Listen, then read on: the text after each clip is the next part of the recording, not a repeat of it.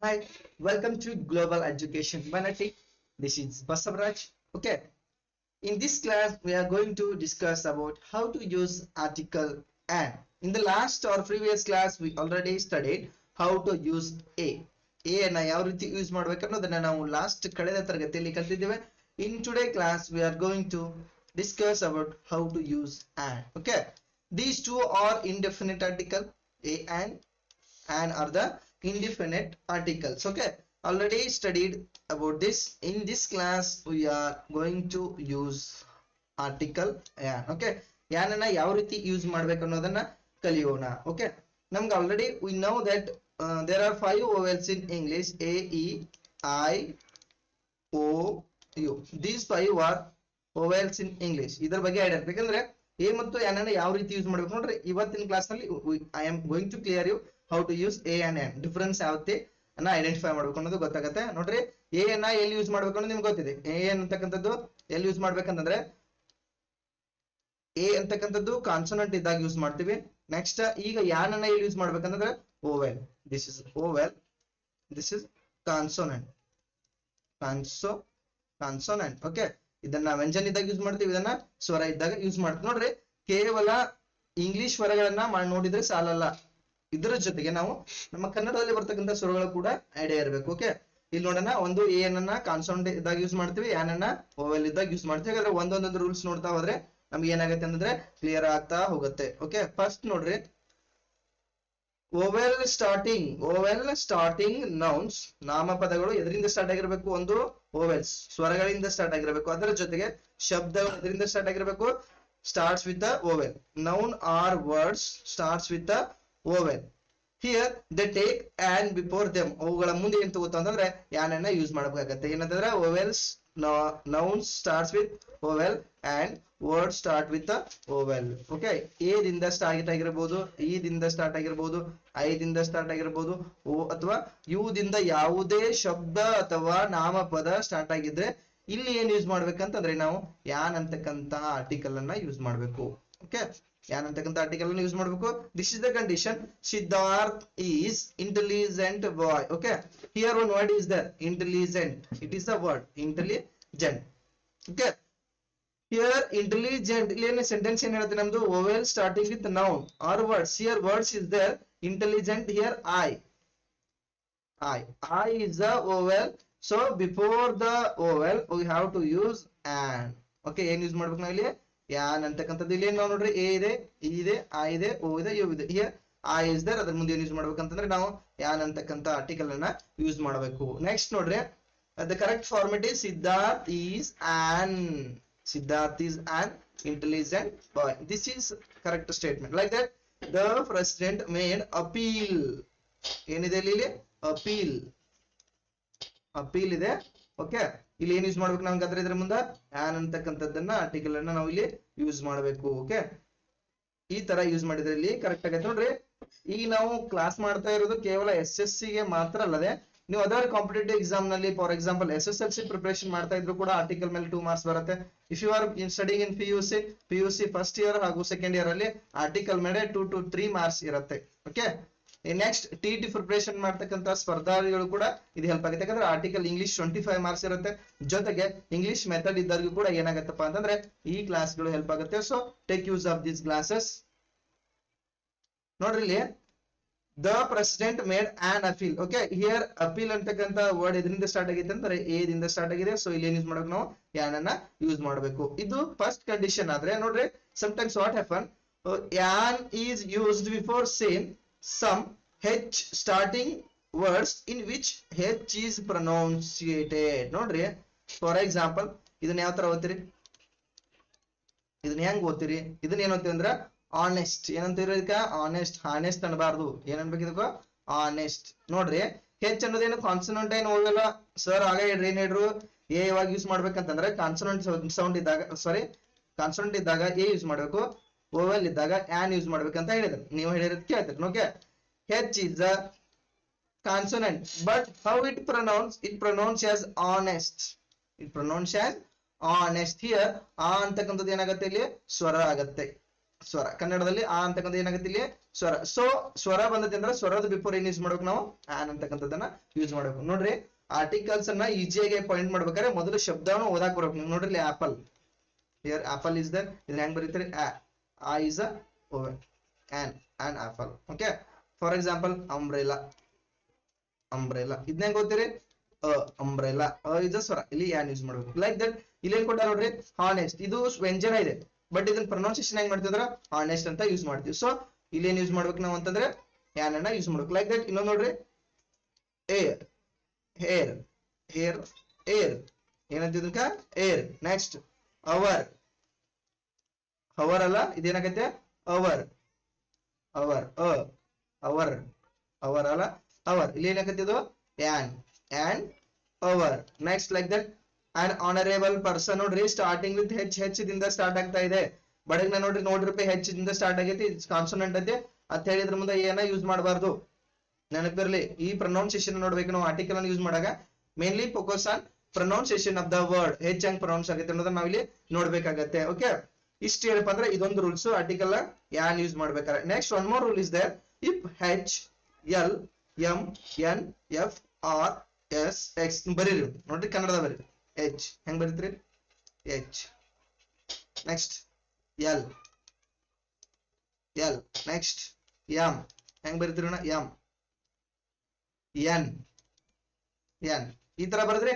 ಇಲ್ಲಿ ನೋಡ್ರಿ ಎ ಅಂತಕ್ಕಂಥ ಸ್ವರ್ಣ ವ್ಯಂಜನ, ಇದು ವ್ಯಂಜನ ಇದೆ, ಹೆಚ್ ವ್ಯಂಜನ, ಎಲ್ ವ್ಯಂಜನ ಇದೆ, ಎಂ ವ್ಯಂಜನ ಇದೆ, ಎನ್ ವ್ಯಂಜನ ಇದೆ. These four are vowel, sorry consonant word, but how they pronounce H A, this is the vowel. ಕನ್ನಡದಲ್ಲಿ ಇದೇನಾಗುತ್ತೆ ಸ್ವರ, vowel, A is vowel, vowel, vowel ಹಂಗ ತಗೋರಿ. ನೆಕ್ಸ್ಟ್ ಆರ್, ಆರ್ ಬರ್ದ್ರ ಆ, ಎಸ್ ನೋಡ್ರಿ R, this is the vowel. Next X a X. Okay, ಯಾವಾಗ ನೋಡ್ರಿ ಓವೆಲ್ ಪ್ರೊನೌನ್ಸಿಯೇಷನ್ ಇರುತ್ತೆ ಅವಾಗ ಏನ್ ಯೂಸ್ ಮಾಡ್ಬೇಕಂತ ನಾವು ಇಲ್ಲಿ ಹೆಚ್ ಇವೆಲ್ಲ ಏನ್ ವರ್ಡ್ ಅದಲ್ಲ ಇವೆಲ್ಲ ವರ್ಡ್ ಬಂದಾಗ ಏನ್ ಯೂಸ್ ಮಾಡ್ಬೇಕಂದ್ರೆ ನಾವ್ ಇಲ್ಲಿ ಆನ್ ಅನ್ನ ಯೂಸ್ ಮಾಡ್ಬೇಕು. For example example an M a M an F, ನೋಡ್ರಿ ಎಫ್ ಹೆಂಗ್ ಬರೀತೀರಿ F F. Next H S H H S, L L B, N C C, X ray, ಇಲ್ಲೆಲ್ಲ ಏನ್ ಯೂಸ್ ಮಾಡ್ಬೇಕಂದ್ರೆ ನಾವು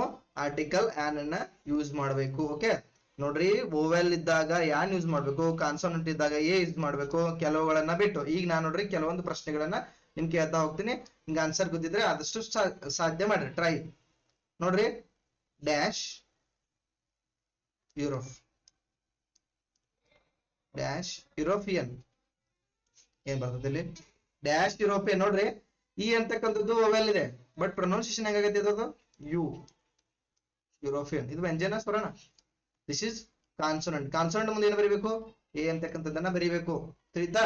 ಈ ಅಂತಕ್ಕಂಥದ್ದು ಲೆಟರ್ ಏನಿದೆ ಇಲ್ಲಿ ಉಲ್ಟಾ, ಇಲ್ಲಿ ಅಪೋಸಿಟ್. ನೋಡ್ರಿ ಹೆಚ್ ಅಂತಕ್ಕಂಥದ್ದು ಏನಿತ್ತು ಕಾನ್ಸೋನೆಂಟ್ ಇತ್ತು ಬಟ್ ಪ್ರೊನೌನ್ಸಿಯೇಷನ್ ಏನಾಗಿತ್ತು ಓವೆಲ್ ಆಗಿತ್ತು. ಬಟ್ ಇಲ್ಲಿ ಇಸ್ ಆಲ್ರೆಡಿ ಓವೆಲ್ ಇದೆ but pronunciation is like consonant, that's why you use an use ಮಾಡ್ಬೇಕು. ನೆಕ್ಸ್ಟ್ ಆಪಲ್ ಏನ್ ಬರ್ತಿಲ್ಲಿ an apple. Next M L A, M L A ಏನ್ ಬರ್ತಿಲ್ಲಿ ಆನ್ ಎಂ ಎಲ್ ಎ, ಏನ್ ಬರ್ತದಿಲ್ಲಿ an M L A. ಈ ತರ ಏನಪ್ಪಾ ಅಂತಂದ್ರೆ ನೀವು ಪ್ರೊನೌನ್ಸಿಯೇಷನ್ ಅನ್ನ ಫೋಕಸ್ ಮಾಡಿದ್ರೆ ಈಸಿಯಾಗಿ ಆರ್ಟಿಕಲ್ ಅನ್ನು ತೆಗಿಬಹುದು. ಎರರ್ಸ್ ನಲ್ಲಿ ಇಂತಹ ಕ್ವಶನ್ ಗಳನ್ನ ಕೇಳ್ತಾರೆ.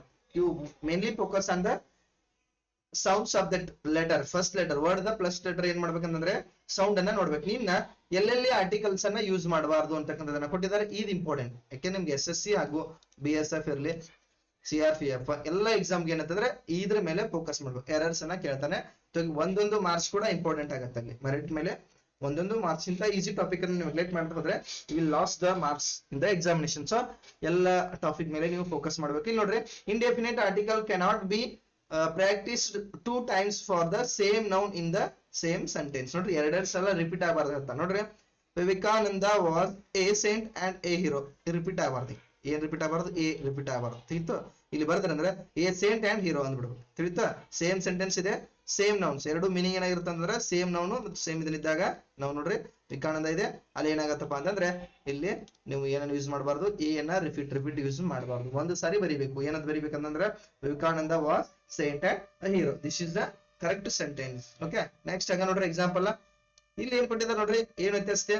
Vivekananda was both, Vivekananda was both a Saint, A hero. Saint means ಸಂತ, ಕನ್ನಡದಲ್ಲಿ ಸಂತ. ಇಲ್ಲಿ ನೋಡ್ರಿ, Vivekananda was both a saint and a hero. ನೋಡ್ರಿ, ಈ ಸೆಂಟೆನ್ಸ್ ಕರೆಕ್ಟ್. ಬಟ್ ಇಲ್ಲಿ ಏನ್ ಕೊಟ್ಟಾರ ನೋಡ್ರಿ, Vivekananda was a saint and a hero ಅಂತ ಕೊಟ್ಟಿದ್ರಿ. ಇಲ್ಲಿ ಒಂದೇ ಕಡೆ ಯೂಸ್ ಮಾಡಿದ್ರಿ.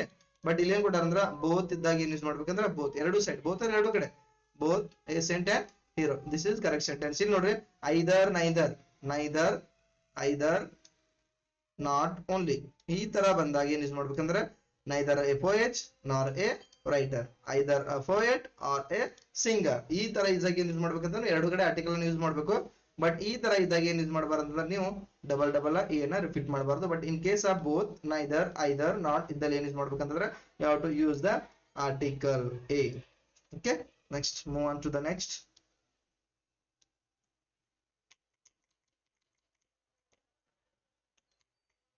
ನೋಡ್ರಿ, ಮತ್ತೆ ಯೂಸ್ ಮಾಡಬಾರ್ದು ಆರ್ಟಿಕಲ್ಸ್ ಗಳನ್ನ. ಇಲ್ಲಿ ನೋಡ್ರಿ, indefinite article should not be used before the names of meals. meals ಅಂತಂದ್ರೆ ಆಹಾರಗಳು, meals. ನೋಡ್ರಿ, meals ಗಳ ಮುಂದೆ ಇದನ್ನ ಮೊನ್ನೆ SSC ಕೇಳ್ಯಾರು. meals ಇದ್ದಲ್ಲಿ ನೋಡ್ಬಾರ ಏನ್ ಯೂಸ್ ಮಾಡಬಾರ ಅಂತಾರ, ಆರ್ಟಿಕಲ್ಸ್ ಗಳನ್ನ ಯೂಸ್ ಮಾಡಿ. ಯಾವ್ದೇ ಇರಲಿ, ಎ ಅಂಡ್ ದ, ಇದು ಯಾವ್ದೇ ಆರ್ಟಿಕಲ್ ಅನ್ಸ ಮೀಲ್ ಬಂದ. ಮೀಲ್ ಅಂತಂದ್ರೆ ಈಗ ಡಿನ್ನರ್, ಬ್ರೇಕ್ಫಾಸ್ಟ್, ಈ ತರ ಲಂಚ್, ಈ ತರ ಬಂದಾಗ ಏನ್ ಯೂಸ್ ಮಾಡ್ಬಂದ್ರ ಡೋಂಟ್ ಯೂಸ್ ದ ಆರ್ಟಿಕಲ್ಸ್. ಯಾವುದೇ ರೀತಿ ಆರ್ಟಿಕಲ್ಸ್ ನಾವು ಇಲ್ಲಿ ಯೂಸ್ ಮಾಡಬಾರ್ದು. ಓಕೆ, ಇವುಗಳನ್ನ ಎಕ್ಸಾಂಪಲ್ ನೋಡಿದ್ರೆ ನಿಮ್ಗೆ ಕ್ಲಿಯರ್ ಆಗುತ್ತೆ. See the examples, Robin was present at a dinner. ನೋಡ್ರಿ, ಏನದಿಲ್ಲಿ ಡಿನ್ನರ್ ಅಂತಕ್ಕಂಥದ್ದು ಮೀಲ್. ಇಲ್ಲಿ ಏನ್ ಯೂಸ್ ಮಾಡ್ಯಾರ ಅವರು, ಎ ಯೂಸ್ ಮಾಡ್ಯಾರ. This sentence is wrong. Okay, ಅದಕ್ಕೆ ಇದು ಸೆಂಟೆನ್ಸ್ ಏನಾಗುತ್ತೆ, ರಾಂಗ್ ಆಗುತ್ತೆ. ಕೇಳಿ ನೋಡ್ರಿ, Robin was present at dinner, at dinner, a ತೆಗಿಬೇಕು. ಏನ್ ಯೂಸ್ ಮಾಡ್ಬೇಕು ಇಲ್ಲಿ, ಯಾ ಡಿನ್ನರ್ ಅಂತ ಯೂಸ್ ಮಾಡ್ಬೇಕು. ಏನ್ ಆರ್ಟಿಕಲ್ಸ್ ಅನ್ನ ಇಲ್ಲಿ ಯೂಸ್ ಮಾಡಬಾರ್ದು. But next, it was tasteful dinner, ಇಲ್ಲಿ ಯೂಸ್ ಮಾಡ್ಯಾರ ನೋಡ್ರಿ, ಇಟ್ ವಾಸ್ ಟೇಸ್ಟ್ಫುಲ್ ಡಿನ್ನರ್. ಈ ಸೆಂಟೆನ್ಸ್ ಹೆಂಗ ಆಗ್ಬೇಕಂದ್ರೆ it was a tasteful dinner. ಈ ಡಿನ್ನರ್ ಮುಂದೆ ಏನ್ ಹಚ್ಚಬಾರ್ದು, ಟೇಸ್ಟ್ಫುಲ್ ಮುಂದೆ ಏನ್ ಹಚ್ಬೇಕು, ಎ ಅಂತಕ್ಕಂಥ ಆರ್ಟಿಕಲ್ ಅನ್ನ ಹಚ್ಚಬಾರ್ದು ಡಿನ್ನರ್ ಮುಂದೆ. ಇಟ್ ವಾಸ್ ಟೇಸ್ಟ್ಫುಲ್ ಡಿನ್ನರ್ ಅಲ್ಲ, it was a tasteful dinner. ಹಂಗ ಇನ್ನೊಂದು ಎಕ್ಸಾಂಪಲ್ ನೋಡ್ರಿ, that was very nice breakfast, that was very nice breakfast. ಇಲ್ಲಿ ನೋಡ್ರಿ, that was a very nice breakfast. This correct sentence and this is a correct sentence. These two are wrong. Okay, ಯಾವಾಗಲೂ ಏನಂತಂದ್ರೆ means ಇದ್ದಲ್ಲಿ ಏನು use ಮಾಡಬಾರದು ಅಂತಾರೆ, don't use the any article, either it may be a and an, ಯಾವುದೇ use ಮಾಡಬಾರದು. ಇದು ಒಂದು ಕಂಡೀಷನ್ ಆಗ್ತಾ ಇದೆ. ಓಕೆ, ಇದೇ ಇನ್ ಕಂಡೀಷನ್ ಅಲ್ಲಿ ಏನ್ ನೋಡಿದ್ರಿ ನೀವು, ಲಾಸ್ಟ್ ಕಂಡೀಷನ್ ಅಲ್ಲಿ ಏನ್ ನೋಡಿದ್ರಿ ಅಂದ್ರೆ ನೆನಪಿಡ್ತಾ ಹೋಗ್ಬೇಕು. Okay, articles like that. Next, so in case of adjectives, indefinite article must be used in. So ನೋಡ್ರಿ ಯಾವ ತರ ಯೂಸ್ ಮಾಡ್ತಾರೆ ಇಲ್ಲಿ, a and should not be used before the material noun. material nouns means ವಸ್ತುವಾಚಕ, ವಸ್ತುವಾಚಕ ವಸ್ತುಗಳು ಬರ್ತಾವ. ಏನ್ pen, book, gold, silver, ಇವೆಲ್ಲ ಏನಂತಾರ ವಸ್ತುವಾಚಕಗಳ ಮುಂದೆ ಏನ್ ಯೂಸ್ ಮಾಡಬಾರದು ಅಂತಂದ್ರೆ ಆರ್ಟಿಕಲ್ಸ್ ಅನ್ನ ಯೂಸ್ ಮಾಡಬಾರದು. ಎಕ್ಸಾಂಪಲ್ ನೋಡಿದ್ರೆ ಗೊತ್ತಾಗುತ್ತೆ, it is a glass of, it is a glass, it is a glass ಇದೆ, ಒಂದು ಸೆಂಟೆನ್ಸ್ ಕೊಟ್ಟಿದ್ದಾನೆ, ಇಟ್ ಈಸ್ ಎ ಗ್ಲಾಸ್. ಇಲ್ಲಿ ಏನಾಗಬಾರ್ದ್ರ ಎ ಗ್ಲಾಸ್ ಅನ್ನೋದು ಆಗಬಾರ್ದು. ಯಾಕಂದ್ರೆ ಇದು ಗ್ಲಾಸ್ ಅನ್ನೋದು ವಸ್ತು, ಗ್ಲಾಸ್ ಅನ್ನೋದು ಏನಾಗುತ್ತೆ ಇಲ್ಲಿ ವಸ್ತು ಆಗತ್ತೆ. So it is a glass ಅಂತಕ್ಕಂಥದ್ದು it is glass, it is not a glass. ನೋಡ್ರಿ, ಇಟ್ ಈಸ್ ಗ್ಲಾಸ್ ಈ ತರ ಆಗ್ಬೇಕು. ಏನಾಗಬಾರ್ದು ಇದು, ಇಟ್ ಈಸ್ ಎ ಗ್ಲಾಸ್ ಆಗಬಾರ್ದು. ಯಾಕೆ ಆಗಬಾರ್ದು ಅಂತಂದ್ರೆ ಈ ಗ್ಲಾಸ್ ಅನ್ನೋದು ಏನಂದ್ರೆ ವಸ್ತುವಾಚಕ ಮೆಟೀರಿಯಲ್ ನೌನ್ ಇದೆ. So you have to remove the a. ನೋಡ್ರಿ, ಎರರ್ಸ್ ಕಂಡಿಡಿ ಅಂತ ಹಿಂಗ್ ಕೊಟ್ಟಿರ್ತಾನೆ, ಇಟ್ ಈಸ್ ಎ ಗ್ಲಾಸ್. ಇಲ್ಲಿ ಎರರ್ ಯಾವ್ದಂದ್ರೆ ಎ ಹಿಂಗ್ ಕೊಟ್ಟಿರ್ತಾನೆ, 1 2 3 4 ಅಂತ ಹಿಂಗ್ ಕೊಟ್ಟಿರ್ತಾನೆ. ಇದ್ರಾಗ ಎರರ್ ಯಾವ್ದನ್ನ ಫೈಂಡ್ ಮಾಡ್ಬೇಕು. ಅಲ್ಲಿ 3 ಅಂತಕ್ಕಂಥದ್ದು ಆಪ್ಷನ್ ಆಗಿ ಎ ಅಂತ ಇರ್ತೈತಿ. 3 ಕೊಟ್ಟು ಎ ಕೊಟ್ಟಿರ್ತಾರ, you have to remove this option. Okay, ಅಲ್ಲಿ ತಪ್ಪಾಗಿರ್ತಕ್ಕಂಥ ಯಾವ್ದಾದ್ರೆ ಇದನ್ನ ನೀವು ಐಡೆಂಟಿಫೈ ಮಾಡ್ಬೇಕು. ನೆಕ್ಸ್ಟ್ ನೋಡ್ರಿ, it is glass so it can be broken easily. ಇದು ಕರೆಕ್ಟ್ ನೋಡ್ರಿ, ಇಲ್ಲಿ ಏಕಕ್ಕೆ ಇಲ್ಲ, it is glass. Okay, next, it is a paper ಅಂತ ಕೊಟ್ಟಾನ. ಎ ಪೇಪರ್, ಪೇಪರ್ ಅನ್ನೋ ವಸ್ತು, ವಸ್ತುಗಳ ಮುಂದೆ ಏನ್ ಬರಬಾರ್ದು, ಎ ಬರಬಾರ್ದು. ಇಲ್ಲಿ ಕೆಳಗೆ ನೋಡ್ರಿ, it is paper, is this right sentence. Okay, ಇದೇನಾಗತ್ತೆ ಅಂದ್ರೆ it is paper, it is paper ಅಂದ್ರೆ ಕರೆಕ್ಟ್ ಆಗತ್ತೆ. ನೋಡ್ರಿ, ಇದನ್ನ ಹೆಂಗ್ ಯೂಸ್ ಮಾಡಬಾರ್ದು ಅಂದ್ರೆ ಇಟ್ ಈಸ್ ಎ ಪೇಪರ್ ಅಂತ ಯೂಸ್ ಮಾಡಬಾರ್ದು. ಎ ಪೇಪರ್ ಅಂದ್ರೆ ಯಾಕೆ ಯೂಸ್ ಮಾಡಬಾರ್ದು ಅಂದ್ರೆ this is a material noun. ಈ ತರ ತಿಳ್ಕೊತ ಅಂದ್ರೆ ವೆರಿ ಈಸಿ ಆಗತ್ತೆ. ನೆಕ್ಸ್ಟ್ ನೋಡ್ರಿ, ಇಲ್ಲಿ ಕೊಟ್ಟಿದೆ ನೋಡ್ರಿ, ಬ್ರಿಂಗ್ ಗ್ಲಾಸ್ ಆಫ್ ವಾಟರ್, ಇಲ್ಲಿ ಯೂಸ್ ಮಾಡ್ಬೇಕು ಎ ಅಂತಕ್ಕಂಥದ್ದು. ಬ್ರಿಂಗ್ ಗ್ಲಾಸ್ ಆಫ್ ವಾಟರ್ ಏನ್ ನೋಡ್ರಿ, ಬ್ರಿಂಗ್ ಎ ಗ್ಲಾಸ್ ಆಫ್, ಒಂದು ಗ್ಲಾಸ್ ಅಷ್ಟು ನೀರು. ಆಯ್ತಾ? ಇಲ್ಲಿ ನೋಡ್ರಿ, I read A news paper. I read news paper ಅಂದ್ರೆ ಎಲ್ಲಾ ನ್ಯೂಸ್ ಪೇಪರ್ ಓದ್ತೀನಿ ನನಗೆ ಹಾಕಿದೆ. ಇಲ್ಲಿ ಏನ್ ಯೂಸ್ ಮಾಡ್ಬೇಕಂದ್ರೆ I read a news paper. ನೋಡ್ರಿ, ಈ ಕಂಡೀಷನ್ ಇರ್ತಲ್ಲ, ಸ್ಪೆಸಿಫಿಕ್ ಆಗಿ ಕನ್ಫ್ಯೂಸ್ ಆಗಬೇಡ. ಈ ತರ ಕಂಡೀಷನ್ ಮಾತ್ರ ಏನ್ಬಿಟ್ರೆ ಸಾಕು, ಉಳ್ಕಾದ ಬಗ್ಗೆ ವಿಚಾರ ಮಾಡ್ಬೇಡ. ನೋಡ್ರಿ, bring A glass of water, I read a news paper. ನಾ ಒಂದು ನ್ಯೂಸ್ ಪೇಪರ್ ಓದ್ತೀನಿ, ಒಂದು ಕಪ್ಪನ್ನ, ಒಂದು ಗ್ಲಾಸ್ ನೀರನ್ನ ಕುಡಿತೀನಿ ಅಂದಂಗ. ಅದ್ರ ಕಾಮನ್ ಆಗಿ ಇಲ್ಲಿ ಸೆಂಟೆನ್ಸ್ ಯೂಸ್ ಮಾಡಿದ್ರೆ ಇಟ್ ಈಸ್ ಎ ಗ್ಲಾಸ್ ಅಂತ ಯೂಸ್ ಮಾಡಿದ್ದಾರೆ. ಇದು ರಾಂಗ್ ಆಗುತ್ತೆ, ಇದು ರೈಟ್ ಆಗುತ್ತೆ. ಇಷ್ಟು ನಿಮ್ಗೆ ಏನಂತಂದ್ರೆ ಐಡಿಯಾ ಇರಬೇಕು. ನೆಕ್ಸ್ಟ್ ನೋಡ್ರಿ, ಅದೇ ಮುಂದಿನ ರೂಲ್ಸ್ ಹೋಗೋಣ.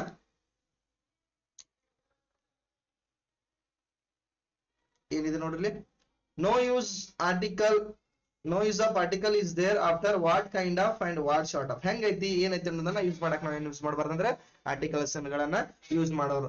What kind of a boy is, what kind of a boy is ಅಂತಕ್ಕಂಥದ್ದು ಹೆಂಗದಾನವ ಅನ್ನೋದನ್ನ ಕೇಳಾಗ ನಾವ್ ಏನ್ ಯೂಸ್ ಮಾಡಬಾರ್ದು, ಎ ಅಂತಕ್ಕಂಥ ಆರ್ಟಿಕಲ್ ನ ಯೂಸ್ ಮಾಡಬಾರ್ದು. ಅದನ್ನ ಯಾವ ರೀತಿ ಕೇಳ್ಬೇಕು ನೋಡ್ರಿ, what kind of boy is, what kind of boy is, what sort of novel, ಈ ತರ ಯೂಸ್ ಮಾಡ್ಬೇಕು. ಇದು ಒಂದು ಕಂಡೀಷನ್ ಆದ್ರೆ. Next, these are some uncountable nouns. Uncountable ಅಂತಾರ ಎನಿಸಲು ಆಗದೆ ಇರತಕ್ಕಂಥದ್ದು. So you'd not use indefinite article before them. ನೋಡ್ರಿ, ಫರ್ನಿಚರ್ ಸಿಂಗ್ಯುಲರ್ ಆಫ್ ಪ್ಲೂರಲ್ ಇದೆ. ಫರ್ನಿಚರ್ ಇದು ಎಕ್ಸಾಮ್ ನ್ಯಾಗ ಬಂದೈತ್ರಿ. ಫರ್ನಿಚರ್ ನೋಡ್ರಿ, already exist in plural form. ಇದನ್ನ ಫರ್ನಿಚರ್ ಅನ್ನ ಪ್ಲೂರಲ್ ಮಾಡಿದ್ರೆ ಏನಾಕೈತೆ ಅಂದ್ರೆ ಇದ ಫರ್ನಿಚರ್ ಆಕೈತಿ. ಪ್ಲೂರಲ್ ಆತಂದ್ರ ಫರ್ನಿಚರ್. ನೋಡ್ರಿ, ಎಕ್ಸಾಮ್ ನಾಗ ಏನ್ ಕೊಟ್ಟಿರ್ತಾನೆ, ಇದನ್ನ ಮುಂದೆ ಎಸ್ ಕೊಟ್ಟಿರ್ತಾನ, ಎರರ್ ಕಂಡು ಹಿಡಿತಾನೆ. ಇದನ್ನ ಎರರ್ ಕಂಡು ಹಿಡಿಬೇಕು ನಾವು. Furniture is already in plural form. Plural ಇರ್ತದ, ಸಿಂಗ್ಯುಲರ್. ಫರ್ನಿಚರ್ ಮೀನ್ಸ್ ಪೀಠೋಪಕರಣಗಳು, ಪೀಠೋಪಕರಣಗಳು. ಕ್ಲಿಯರ್?